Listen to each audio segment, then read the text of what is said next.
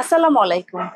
আজ আপনাদের জন্য নিয়ে এসেছি ডিম আর আলু দিয়ে ফাটাফাটি স্বাদের একটি পরোটার রেসিপি। কোনো রকম ঝামেলা ছাড়াই খুব সহজেই সকাল বিকেলের নাস্তায় অথবা বাচ্চাদের টিফিনও তৈরি করে নিতে পারবেন। আশা করছি আজকের ভিডিওটি আপনাদের কাছে ভালো লাগবে। ভালো লাগলে আমার চ্যানেলটিকে সাবস্ক্রাইব করে আমার পাশেই থাকবেন। তো চলুন পরোটা বানানোর মূল প্রসেসেই চলে যাই। মজাদার ডিম আলু পরোটা তৈরির জন্য প্রথমে আমরা বাইরের আবরণটা রেডি করব। সেজন্য আমি একটা মিক্সিং বোল নিয়ে নিয়েছি আর নিয়ে নিচ্ছি 2 কাপ ময়দা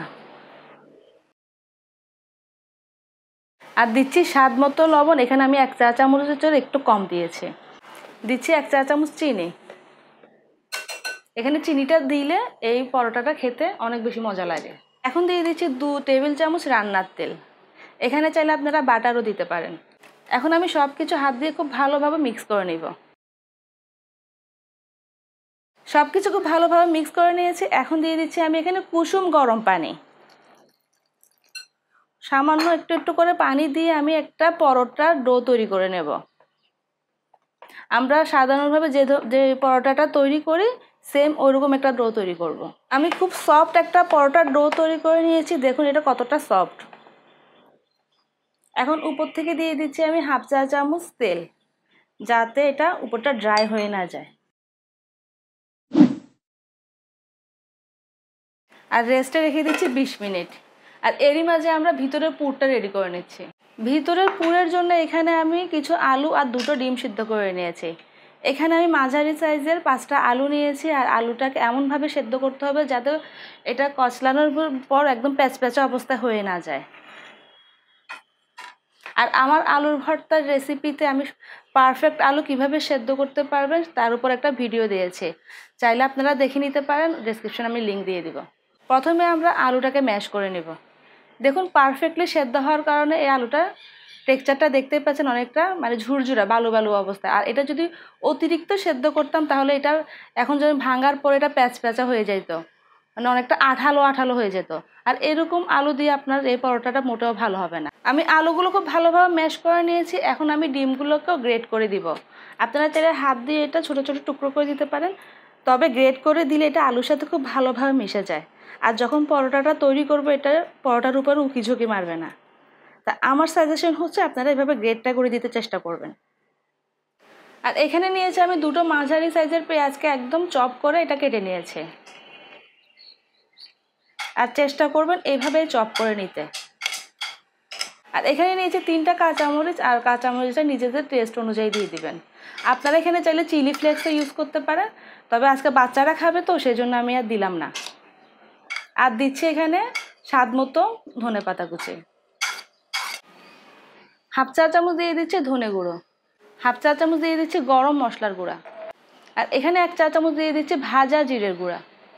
সেই সাথে যাচ্ছে 1 চা চামচ কালো গোলমরিচের গুঁড়া। 1/2 চা চামচ দিয়ে দিচ্ছি বিট লবণ। আর এটা অপশনাল, বাসায় যদি থাকে দিবেন, আর না দিলেও হবে। আর স্বাদ মতো দিয়ে দিচ্ছি লবণ। আর এখন আমি হাত দিয়ে আলতোভাবে এটা মিক্স করে নিব। এটা খুব বেশি জোরে জোরে মেখে নেওয়া যাবে না। আমি এই মিশ্রণটা খুব ভালোভাবে মেখে নিয়েছি। দেখুন কিভাবে মেখেছে। এভাবে এটা জাস্ট আলতোভাবে ঝুরঝুরে করে মেখে নিতে হবে। এটা কচলিয়ে কচলিয়ে মেখে নিতে যাবেন না। এটা আমাদের মাখানো হয়ে গিয়েছে। এখন আমরা চলুন পরোটাগুলো তৈরি করি। আর এরই মাঝে আমাদের 20 মিনিট হয়ে গিয়েছে। আর 20 মিনিটে দেখুন আমাদের ডোটা আরও অনেকটা সফট হয়ে গিয়েছে। এটা আমি আরও কিছুক্ষণ মথে নিচ্ছি। আরও সামান্য মথে নেওয়ার পর আমি এর থেকে ছোটো ছোটো লেচি কেটে নিব।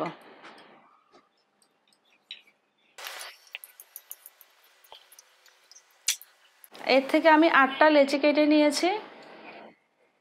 আমার 2 কাপ ময়দা, এখানে 8টা পরোটা হবে।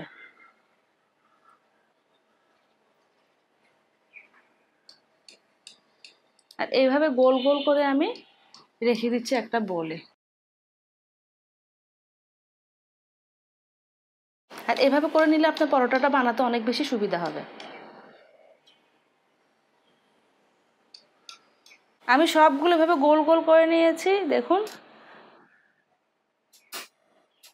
আমি একটা লেচি নিয়ে নিচ্ছি আর বাকিগুলো আমি ঢাকনা দিয়ে রেখে দিচ্ছি যাতে উপরটা ড্রাই হয়ে না যায়। উপর থেকে সামান্য ময়দা ছিটিয়ে দিলাম। এখন একটা পাতলা রুটি বেলে নিব। চেষ্টা করবেন রুটিটা একদম পাতলা করে বেলতে।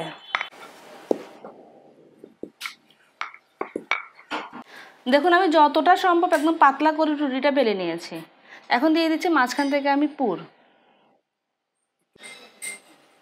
আর পুরটা দেখুন আমি কিন্তু মাঝখান বরাবরই দিচ্ছি, আর একটু বেশি করে দেওয়ার চেষ্টা করবেন, এতে বেশি খেতে মজা লাগে।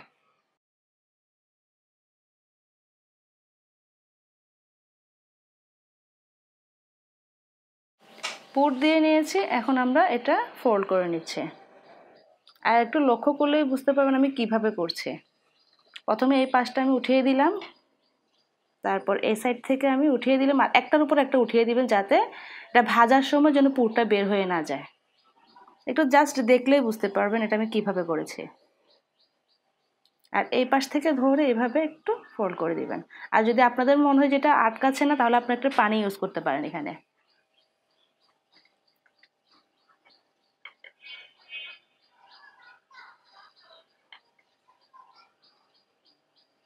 আর জাস্ট এই অংশগুলো একটু চেপে চেপে দিবেন যাতে এটা আটকে যায়।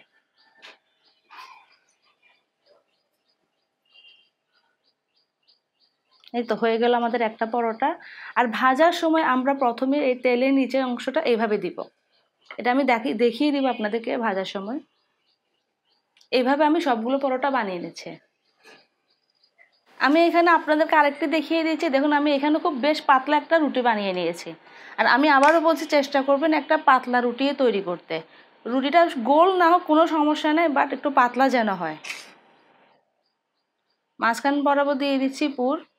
আর দেখুন আমি এটা চারদিক থেকে সামান্য পানি দিয়ে দিচ্ছি, এটা আঠার কাজ করবে।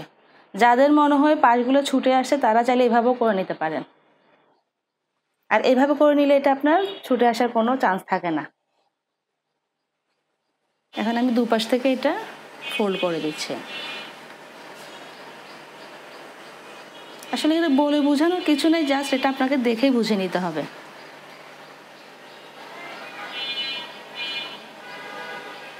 এই পানি দিলে কি হয়, এটা খুব একটা বেশি আপনার জোরাজোরি করার দরকার নেই, জাস্ট এটা এমনি আটকে যাবে। এই যে দেখে নিলেন তো কত সহজে এটা আমি তৈরি করে নিয়েছি। পরোটাগুলো ভেজে নেওয়ার জন্য আমি একটা চুলায় প্যান দিলাম, আর এখন দিয়ে দিয়েছি সয়াবিন তেল। আর তেলটা খুব বেশি একটা দেওয়ার দরকার নেই, এটা আমরা ডুবো তেলে ভাজতে হবে না। দেখুন তেলে দেওয়ার আগে আমি এই সাইডটা তেলের নিচের অংশে রাখবো। এটা আমি তেলে দিয়ে দিচ্ছি এখন। আর একটু সাবধানে দিবেন যাতে হাতে তেলের ছিটা না পড়ে। আর দেখুন আমি তেলটা কতটুকু দিয়েছি, পরোটাটা অর্ধেকটা ডুবে আছে। এই পরিমাণ তেল দিয়ে পরোটাটা ভেজে নিতে পারবেন। এটা এখন আমি উল্টে পাল্টে গোল্ডেন ব্রাউন করে ভেজে নিব, আমরা যেভাবে পরোটা ভাজি করি আর কি। লক্ষ্য করেছেন আমি এটা তেলে দেওয়ার সাথে সাথে কিন্তু উল্টে দেইনি, জাস্ট যখন একটা পাশ গোল্ডেন ব্রাউন হয়ে গিয়েছে আমি আরেকটা পাশ উল্টে দিচ্ছি। সাথে সাথে উল্টাতে গেলে দেখা যায় যে পরোটার মধ্যে তেল চিপসে যায়, সেজন্য বেশি উল্টা পাল্টার দরকার নেই। একটা পাশ যখন গোল্ডেন ব্রাউন হয়ে যাবে আপনারা আরেকটা পাশ উল্টে দিবেন। এইভাবে করে আমরা পরোটাগুলো ভেজে নেব। আমাদের এই পাশটাও গোল্ডেন ব্রাউন হয়ে গিয়েছে, দেখতেই পাচ্ছেন। এটা আমাদের ভাজা হয়ে গেছে, এটা আমি উঠিয়ে নিচ্ছি।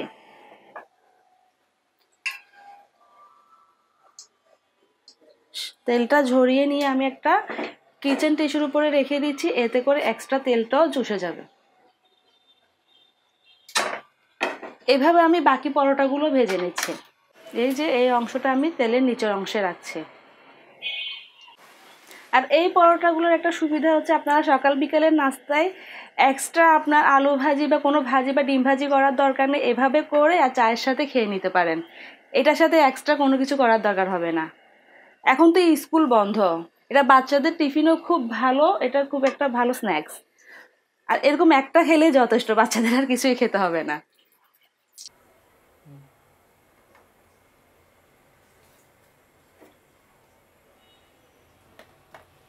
আমি সবগুলো পরোটা ভেজে নিয়ে এসেছি, আর আমি সার্ভ করেছি পেঁয়াজ আর কাঁচামরিচের সাথে। আর দেখলেন তো কত সহজে এই পরোটাগুলো তৈরি করে নিয়েছি। আসলে সকাল বা বিকেলে আমরা সবসময় একঘেয়েমিয়ে নাস্তা খেতে তেমন একটা ভালো লাগে না। প্রতিদিনকার সকালেই দেখা যায় পরোটা রুটি, এর বাইরে কিছু একটা থাকে না। আপনারা চাইলে এইভাবে তৈরি করে খেতে পারেন, এটা খেতে খুবই মজা। আর বাচ্চাদের টিফিনও খুবই যায় এটা দিতে। আমি আপনাদেরকে এটা কেটে দেখাচ্ছি, এটা মাঝখান থেকে এটা কতটা ইয়াম্মি।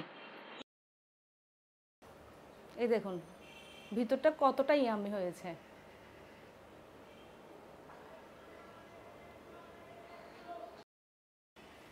আমি রিকোয়েস্ট করব বাসায় অন্তত একবার হলে এভাবে তৈরি করে দেখবেন, আর তৈরি করে কেমন লাগলো আমাকে কমেন্ট করে জানাবেন।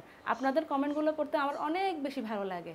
তো আজ এখানেই বিদায় নিচ্ছি। সবাই ভালো থাকবেন, সুস্থ থাকবেন, আর কাস্টমাইজ রেসিপির সাথেই থাকবেন। আল্লাহ হাফেজ।